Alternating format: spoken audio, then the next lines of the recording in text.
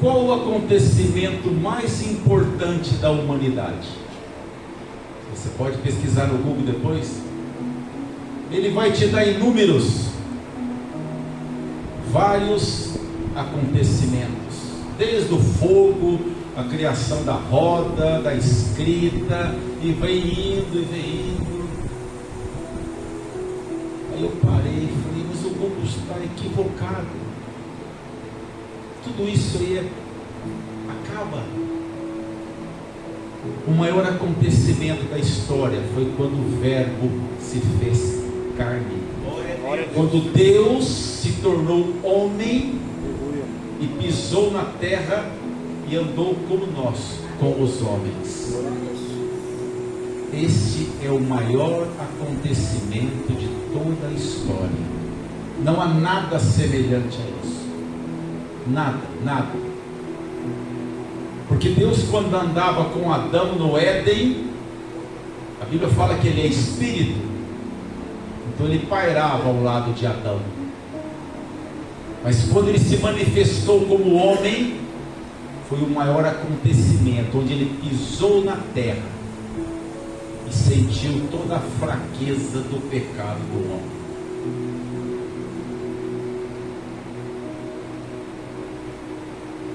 Lucas 2, nós vamos falar sobre Simeão hoje. Eu vou fazer uma introdução aqui em Lucas 2, verso 25. Se vocês quiserem ficar atentos aqui no telão, o Luiz vai mostrando. Nós vamos usar alguns textos nesta noite, para a gente passar o nosso raciocínio aqui da mensagem que Deus tem para nos falar. A palavra do Senhor diz assim: havia em Jerusalém um homem cujo nome era Simeão, e este homem era justo e temente a Deus, esperando a consolação de Israel, e o Espírito Santo estava sobre ele. Louvado seja Deus. Então, para nós entendermos o que aconteceu aqui com Simeão, nós vamos fazer um passeio aí dentro da palavra de Deus, para chegarmos nesse texto novamente. Toda a Bíblia, de Gênesis a Apocalipse, ela aponta para o Messias. Toda a Bíblia, do livro de Gênesis até o Apocalipse, todos os livros, todos os profetas, tudo aponta para Jesus. Tudo aponta para Jesus. E a Bíblia diz que, no livro de Romanos, que a natureza geme.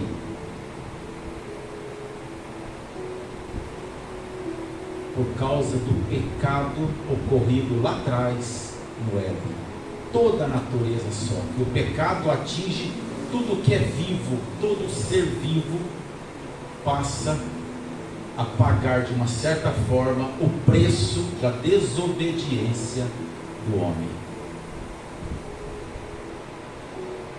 Os profetas anunciavam a vinda de um Messias que era libertador. Ele ia libertar o povo de Israel, mas a libertação que eles esperavam era pela espada. E uma pergunta eu até fiz para minha prima. Eu disse para ela: você sabe dizer o porquê o Messias veio em carne? Você pode falar, mas isso é fácil responder. Talvez seja fácil hoje, mas nos dias que antecederam Jesus, não era. Porque todos esperavam um Messias guerreiro da linhagem de Davi, de guerra, libertar pela força, pela espada. Tanto que alguns judeus até os dias de hoje não aceitam a vinda de Jesus, não acreditam. Eles ainda esperam um Messias de guerra. O primeiro texto, se eu perguntasse para você qual que é o primeiro texto que vem à tua memória que fala sobre a vinda do Messias, pesquisando, buscando o Senhor, ele está em Gênesis 3,15. E a palavra do Senhor diz assim: e porém inimizade entre ti e a mulher, e entre a sua semente e a sua semente. Esta te ferirá a cabeça, e tu lhe ferirás o calcanhar. Então a semente da mulher ia ferir a cabeça da serpente. Assim aconteceu. O filho de Maria, homem, destruiu todo o poder de Satanás. Ele esmagou a cabeça da serpente. Então percebe que o plano de salvação, o plano de amor do Criador nasceu no momento em que a criatura desobedeceu, no momento em que ela pecou. Existem várias linhas de pensamentos sobre Caim e Abel, sobre os sacrifícios deles. Mas é interessante que o sacrifício de Abel não era um sacrifício bonito. Se você estivesse para escolher entre duas ofertas ao Senhor, em uma você ia encontrar flores, frutas, algo bonito, uma aparência bonita. No outro você ia encontrar um animal talvez sem a cabeça, com o seu sangue aspergido. Humanamente falando, talvez escolheríamos o mais bonito, mas Deus se agradou na oferta por causa do pecado. O pecado gera morte. Então quando Abel ofereceu o sacrifício, o primeiro sacrifício, talvez ele entendeu, pela graça de Deus, que havia necessidade de sacrificar por causa do pecado dos seus pais. Mas Caim não tinha essa interpretação. No livro de Isaías 7, versículo 14, diz assim: portanto o mesmo Senhor vos dará um sinal, e eis que uma virgem conceberá e dará à luz a um filho, e o chamará o seu nome Emanuel. Então Isaías está dizendo que o filho de uma virgem seria chamado Emanuel. E nós sabemos que Emanuel é Deus conosco, é a sua graça, é a sua presença entre nós. Isso foi dito, escrito por Isaías há 700 anos antes do nascimento do Messias. No livro de Jeremias, a palavra do Senhor diz, Jeremias 33:15: naqueles dias, naquele tempo, farei brotar a Davi um renovo de justiça, e ele fará juízo e justiça na terra. Percebam que essa vinda que Jeremias está narrando, já entramos até no juízo e na justiça, porque a palavra de Deus fala que o Espírito nos convence do pecado, da justiça e do juízo. No livro de Zacarias, o profeta diz, Zacarias 9:9: alegra-te muito, ó filha de Sião, exulta, ó filho de Jerusalém, eis que o teu rei virá a ti, justo e salvador, e pobre, e montado numa jumenta, e sobre um jumento, filho de uma jumenta. Esse é um texto que poucos pregadores hoje da teoria da prosperidade pregam, porque o Messias que havia de vir era um Messias que ia trazer um reino espiritual. Se o objetivo fosse arrecadar dinheiro, Jesus era milionário. Mas ele veio para trazer o quê? Uma mudança de vida, uma proposta para o homem de salvação. Palavras que muitas vezes resumem todo o Velho Testamento em amar a Deus sobre todas as coisas e o próximo como a ti mesmo. Os mandamentos ele reduziu em 2 e abrangeu toda a lei. Toda a lei. E quando você ama alguém, você não pratica nada de ruim para ela. Quando você ama, você perdoa. E quando você ama a Deus acima de todas as coisas, tudo que acontece, você acredita que está sob o domínio e a direção do Senhor Jesus. Isaías também escreveu o sofrimento do Messias.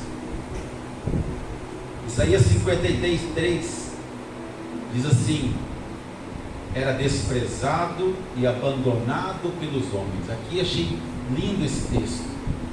Eu já preguei esse texto algumas vezes, mas o desprezado pelos homens, ele não está falando da humanidade que está lá no boteco lá fora, que não se interessa em cultuar ao Senhor. Ele foi desprezado por aqueles a quem andou com ele. No momento das dores, todos saíram fora. Todos. Então Isaías já profetizou isso há 700 anos antes. Era desprezado. Por quem que ele foi desprezado?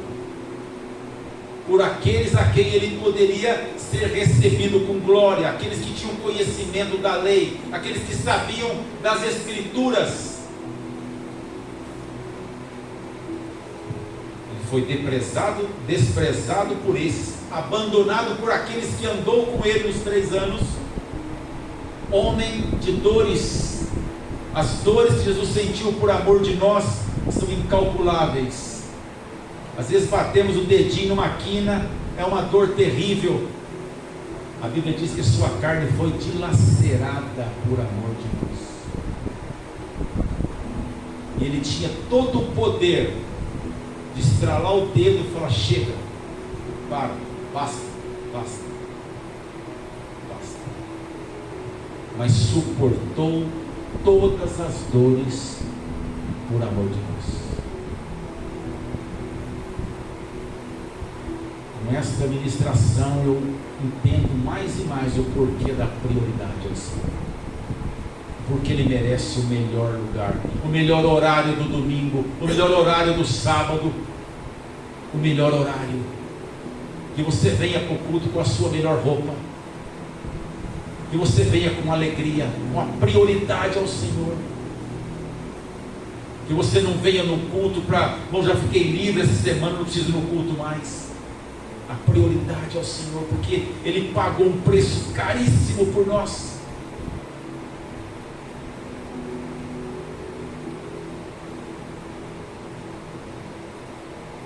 Homem de dores, e experimentando por nós sofrimentos, e como de quem os homens escondiam o rosto. Quem escondeu o rosto? Quem eu não conheço? Pedro, não conheço, não sei quem é. Era desprezado, e não fizemos dele caso algum. O fizemos aqui, eu achei interessante que está contando conosco. Até hoje fazemos isso, até hoje o desprezamos, até hoje não o valorizamos, até hoje não o colocamos no seu devido lugar, até hoje não honramos ao Senhor como Ele deve ser honrado, até hoje desprezamos. E eu sempre prego, irmãos, a palavra de Deus é pregada para a igreja, não é para o mundo, não é para o mundo. O mundo não tem peso de pecado. O mundo vive na consequência de um pecado original, uma linhagem de Adão. Isso o mundo vive. O crente não. O crente vive salvo, mas estando muitas vezes em desobediência à palavra do Senhor. Essa palavra é para nós, é para mim, é para você, é para mim.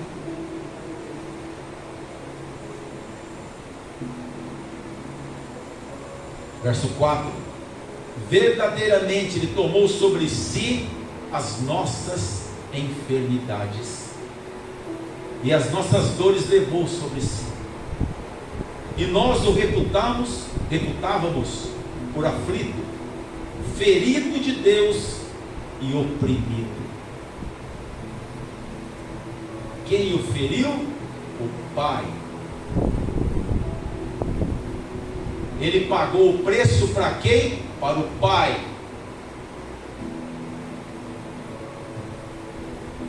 Deus maravilhoso. Isaías 9,6 diz assim: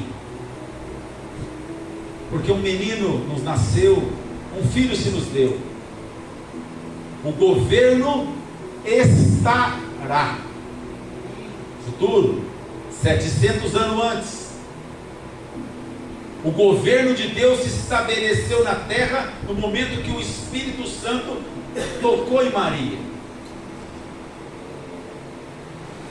O governo de Deus começou a ser estabelecido na terra. Então por isso que Isaías está dizendo aqui, o governo dele estará sobre os seus ombros. Houve um preço a ser pago. Vou falar algo assim muito pessoal, uma opinião minha, né? Isso, eu sempre friso o que a palavra de Deus fala. Eu falo que o altar, o pregador não tem que ter opinião, mas eu sou um comentário meu em particular. Eu não me alegro em filmes onde eles massacram Jesus. Eu não me alegro em ver um crucifixo com um Jesus pendurado, sangrando, e a pessoa exibindo ele no pescoço. Eu não me alegro com isso, porque foi a maior humilhação que o nosso Deus fez por nós. Eu me alegro em ver o túmulo vazio. Aquele teatrinho dos meninos aqui foi a coisa mais linda que eu vi na minha vida. O túmulo vazio. Esse eu me alegro. Eu me envergonho, me entristeço de ver, de rever, de ficar batendo na tecla do sofrimento do Senhor. Mas eu me alegro na ressurreição. A vitória não veio na morte, mas a vitória veio na ressurreição. Satanás foi destronado, não foi na morte, mas foi na ressurreição. Nós comemoramos a ressurreição do Senhor Jesus. Estamos aqui por causa da ressurreição do Senhor Jesus. Amém? Louvado seja Deus. Até o nascimento de Jesus, o povo sacrificava animais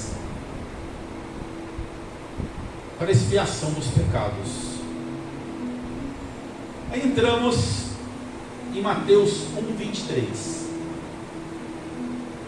Por que eu falei sobre até o tempo de Jesus? Porque os pecados, irmãos, o pecado é algo tão maldito que o povo vinha para o templo trazendo a oferta, uma pomba, uma ovelha, um animal. Os sacerdotes se corrompiam e roubavam a oferta que o povo trazia. Chegou um ponto que não tinha mais como sacrificar, porque a corrupção estava dentro do templo. Tanto que tem uma passagem de Jesus derruba tudo.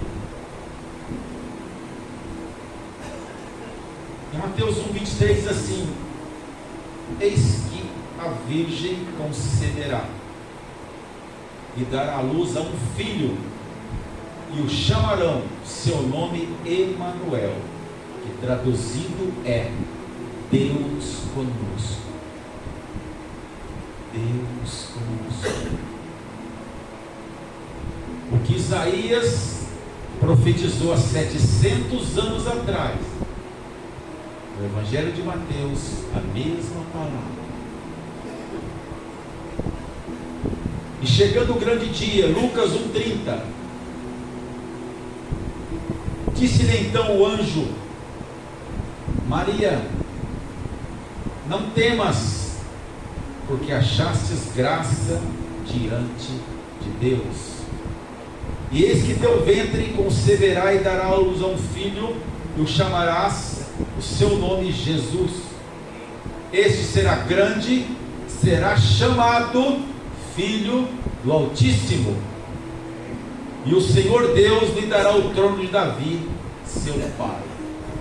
Por que ele não poderia ser chamado de Altíssimo? Porque era apedrejado, seria apedrejado. Então se deu o título aqui de Filho do Altíssimo.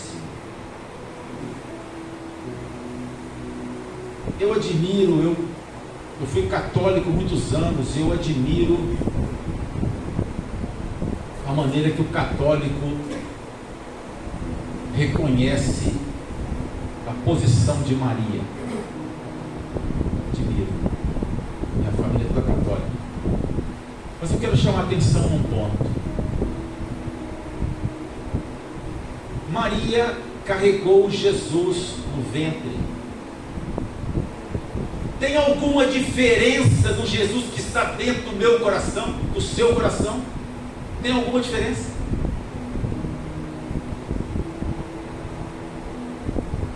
Então a postura de Maria, nós devemos nos assemelhar a ela, em postura.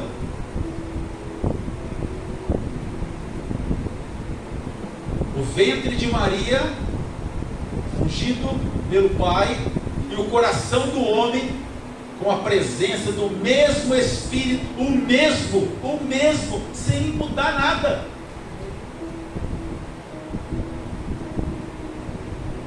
A diferença disso tudo é que a Maria iniciou esse trabalho, esse processo, e deu a continuidade em mim e em você até os dias de hoje. 2000 anos depois, ainda carregamos no coração a mesma semente do ventre de Maria. Oh, glória a Deus, glória a Deus, glória a Deus. Irmãos, vão treinando, porque no céu a Bíblia diz que os anjos ficarão, glória a Deus, louvado seja o teu nome. Nós temos que treinar aqui na terra, velho. Temos que treinar isso.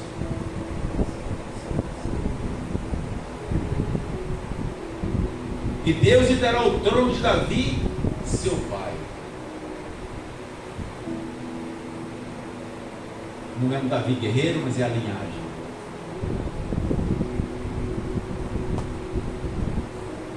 Eu pesquisei. Sabe quantas vezes o anjo falou com Maria? 2 vezes.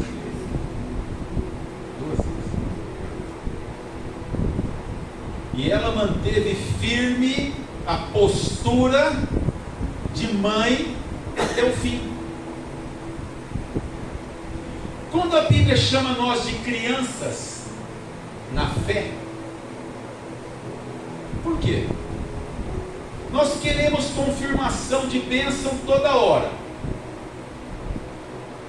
Se você vem no culto e não sente, sabe, já parece que Deus está me abandonando. Eu estou me testando a prova. Não é isso que a Bíblia fala. A palavra de Deus não muda atrás. Nada que você faça ou deixe de fazer, Deus vai gostar mais ou menos da gente. Quando a unção entra no nosso coração, a graça entra, começamos a amadurecer na fé e a trabalhar para o reino. O que é trabalhar para o reino? É orar pelas pessoas, é evangelizar as pessoas. É quando você vê alguém triste, não é o acaso. Não existe acaso para o crente, irmãos. O cristão não vive de acaso. Por acaso eu te encontrei. Não existe isso. Tudo que acontece na nossa vida, tudo é plano, é a bênção do Senhor. Já preguei isso inúmeras vezes. Seu filho está doente, ora por ele. Não melhorou, vai para o hospital. Talvez Deus quer você lá no hospital para evangelizar alguém. Nós não estamos blindados. Não estamos blindados. Deus nos usa a todo tempo. E se você não estiver disponível, Ele usa outra pessoa no teu lugar. Sempre foi assim. Se vocês não falarem, as pedras falarão.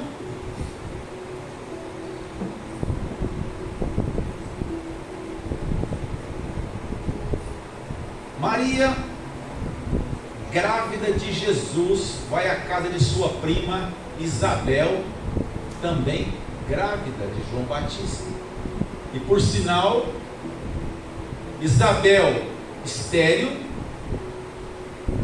idade avançada, e Maria aproximadamente 16 ou 14, de 12 a 16 anos tinha Maria. Veja como Deus trabalha. Uma garota de 12 a 16, levando no ventre o que mulher nenhuma na época teve o prazer de levar. A sua prima, idade avançada, os meios normais impossíveis de ser mãe, o Senhor aprove que ela fosse mãe de um profeta, João Batista. E a Bíblia diz pela boca de Jesus: não houve profeta igual João Batista.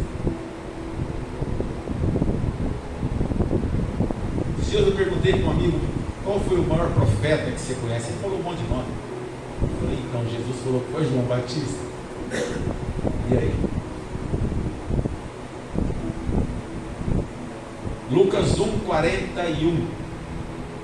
E aconteceu que, ao ouvir Isabel saudar a Maria, a criança saltou no seu ventre. Isabel foi cheia do Espírito Santo. Oh, glória a Deus. Oh, glória a Deus. O que dá para perceber aqui, irmão? Quando nós estamos cheios do Espírito Santo e saudamos alguém, acontece a mesma coisa aqui com a gente. Não tem diferença. Não tem diferença. Uma vez eu falei com um rapaz, ele falou: eu não vejo milagre nenhum de Jesus. Eu falei: você não vê mesmo, porque os lugares que você frequenta não tem nem como Deus fazer isso. Mas vai na igreja, vai cultuar o Senhor. Vou sair fora aqui do meu script um detalhe. Estávamos na FEBEM e eu contando um milagre para os irmãos. Lá na hora que a moça pega os nossos dados ali para entrar para a cela, para ver os meninos, e eu contei um milagre, que um cliente que contou, Deus trocou o coração dele. Deus trocou o coração dele. E ele me contou, depois da oração, são o pessoal que veio dos Estados Unidos para fazer um trabalho de cura nas igrejas evangélicas aqui. Ele conseguiu, e quando a pessoa sentou com ele no segundo dia, ao invés dele chorar e se emocionar, quem se emocionou foi o pastor. Ele disse que o pastor ficou quase 1 hora de joelho, abraçado, segurando nas pernas dele e orando e chorando. Nisso os outros pastores vieram e não estavam entendendo, se enjoelharam ali e eles falaram para ele: olha, lá nos Estados Unidos Deus falou que ia trocar o coração de um brasileiro, e é você. E eu contando essa história, a gente, ela vai ouvir pelas redes sociais essa palavra. Ela falou: aonde está esse povo? Eu falei: está aqui, é nós. Se eu orar, acontece. Quando a igreja ora, acontece. Quando a igreja crê, acontece.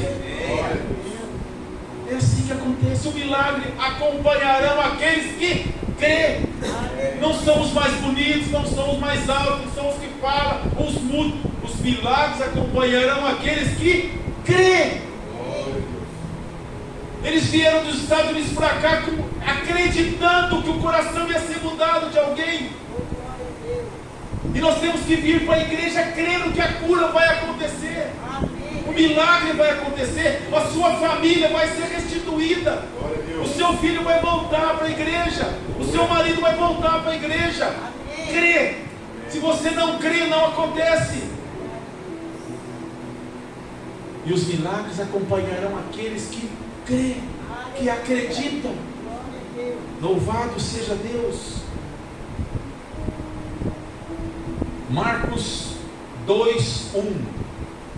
E tendo nascido Jesus em Belém da Judéia, no tempo do rei Herodes, eis que uns magos vieram do Oriente a Jerusalém, dizendo: onde está aquele que é nascido rei dos judeus? Porque vimos a sua estrela no Oriente e viemos adorá-lo. Irmãos, pelo amor de Deus, o pessoal saiu de outro continente. Às vezes temos preguiça de sair da nossa casa para vir cultuar o Senhor. O pessoal vem de camelo, meses, dias.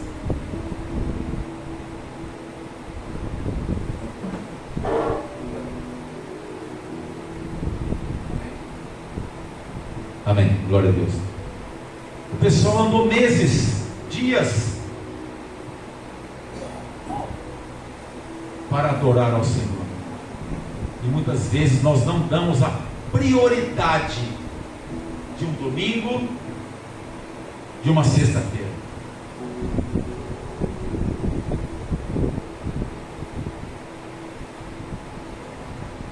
Eu perguntei, fiz uma pesquisa, como é que esses caras descobriram o Messias? Lá do Oriente. Foi quando Daniel ficou preso lá. Daniel plantou a fé naquele povo. E pelas estrelas eles vieram. Um sinal do Criador. Aleluia. Lucas 2:25 diz assim: havia em Jerusalém um homem cujo nome era Simeão. Este homem era justo e temente a Deus, esperando a consolação de Israel, e o Espírito Santo estava sobre ele. Havia mais gente justa e temente em Israel, que tinha postura. Anás e Caifás era a referência. Se você buscasse em Israel, qual a referência de espiritualidade que nós temos aqui? É Anás e Caifás, aqueles dois lá. A Bíblia cita Simeão uma vez. Havia um homem em Jerusalém, seu nome era Simeão, mas era um homem temente a Deus. O que é temer a Deus? É ter intimidade, dar prioridade. Isso é Deus. E fora-lhe revelado pelo Espírito que ele não morreria antes de ter visto o Cristo do Senhor, o ungido de Deus, o Messias.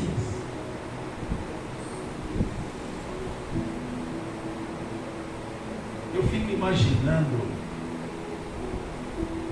o sorriso desse homem quando ele avistou Maria, José e Jesus. Eles não vinham com crachá, irmãos. A multidão era grande, era um censo que estava ali. Mas o Espírito revelou para ele: olha lá, olha o meu ungido ali, pode ir lá, levanta ele, glorifica. Chegou o momento que você tanto espera. O ungido do Senhor. E pelo Espírito foi ao templo. E quando os pais trouxeram o menino para com ele procederem segundo o uso da lei, então ele tomou em seus braços e louvou a Deus e disse: agora, Senhor, despedes em paz o teu servo, segundo a tua palavra. Segundo a tua palavra, a qual tu preparastes perante a face de todos os povos. Foi segredo? Não. Todos os povos. Luz para iluminar as nações e para a glória do teu povo de Israel. Quando ele cita os povos e nações, está mirando para nós aqui, que somos gentios.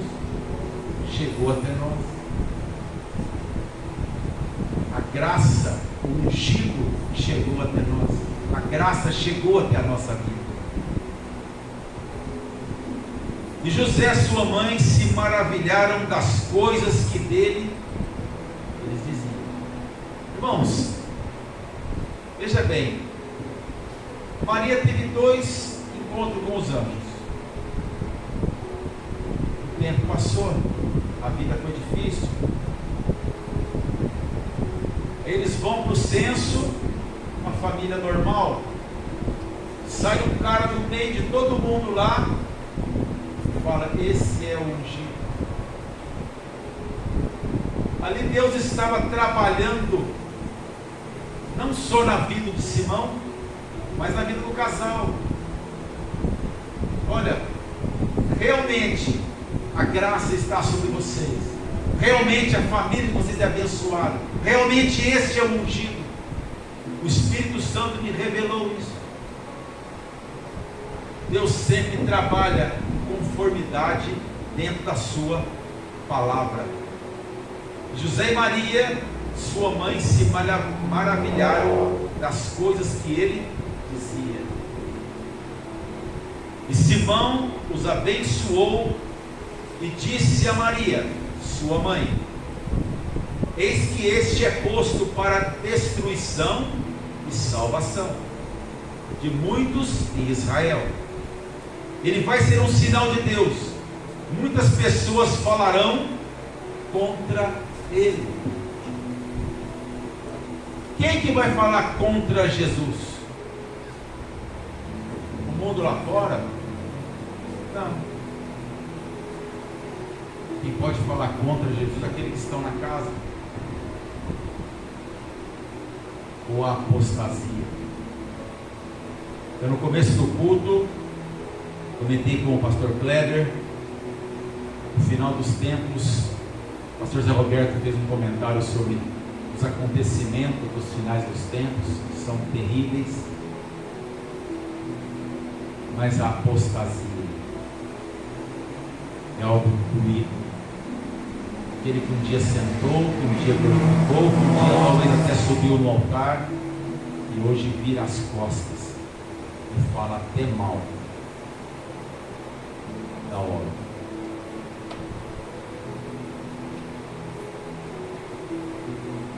Verso 35: e assim os pensamentos secretos delas serão conhecidos, e a tristeza como uma espada afiada cortará o seu coração, Maria. Ali foi dito a Maria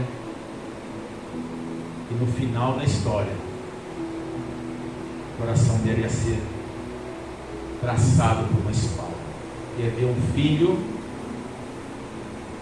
morrer numa cruz por amor de todos nós, pagando um preço que não era dele,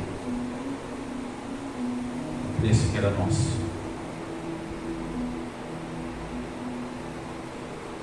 Partindo com a reflexão final,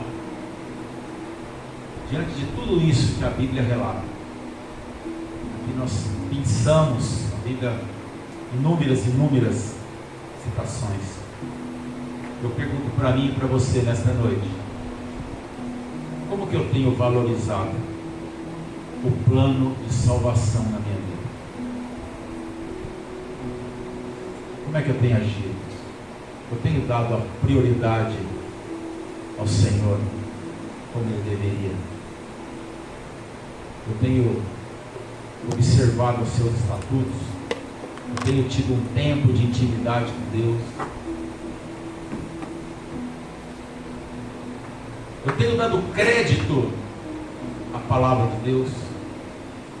Às vezes as pessoas vêm, já são velhas de culto: ah, mas eu nem sabia disso. Claro, você não sabe, você não lê a Bíblia, não sabe nada mesmo. Você só vai conhecer os seus direitos e deveres quando você lê a palavra de Deus. Aqui no altar, os pregadores ministram frações em raciocínio, para manter um texto em raciocínio. Mas a leitura bíblica, o aprendizado é em casa, é você com tua Bíblia. Hoje temos o celular, está na fila do ônibus, abre a tua Bíblia, baixa a Bíblia, leia a palavra de Deus. Sem leitura bíblica não temos conhecimento da palavra de Deus, do que é direito e do que é deveres. Quando a Bíblia diz a seara é grande, mas são poucos os ceifadores, eu me coloco como ceifador ou como seara? Às vezes estou na igreja há 5, 10 anos e ainda me coloco como seara. E está na hora de sermos ceifadores, botar a mão no arado e não olhar para trás.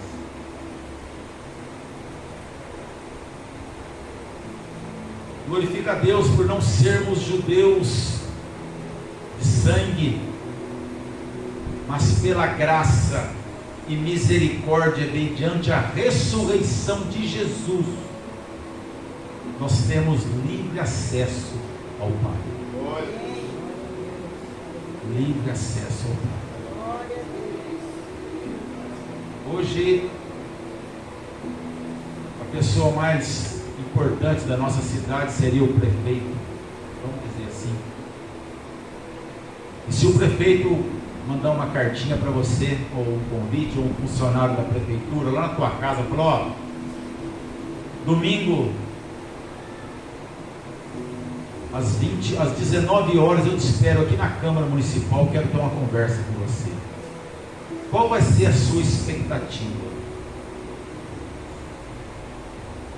Tenho certeza que você vai, com grande expectativa, você vai procurar o seu melhor para se apresentar a um homem de carne, pecador como nós.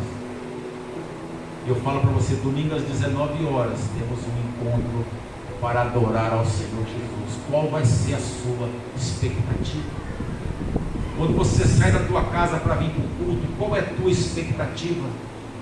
Pastor Joel fala, né? Nos dias de culto, Dimas, eu levanto de manhã e falo, glória a Deus que hoje eu vou congregar com os irmãos.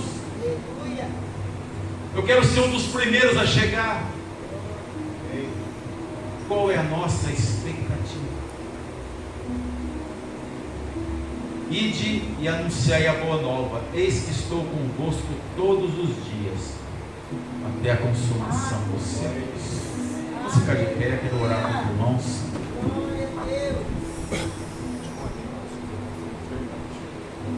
Irmãos, às vezes as pessoas fazem, puxa, gostei da pregação que eu ouvi. Então, irmão, não é para você gostar, não, é para te incomodar. A pregação é para que você mude. As palavras que Deus coloca na minha vida é para que eu mude, para que não saia daqui o mesmo do jeito que eu entrei, para que as coisas mudem na minha vida.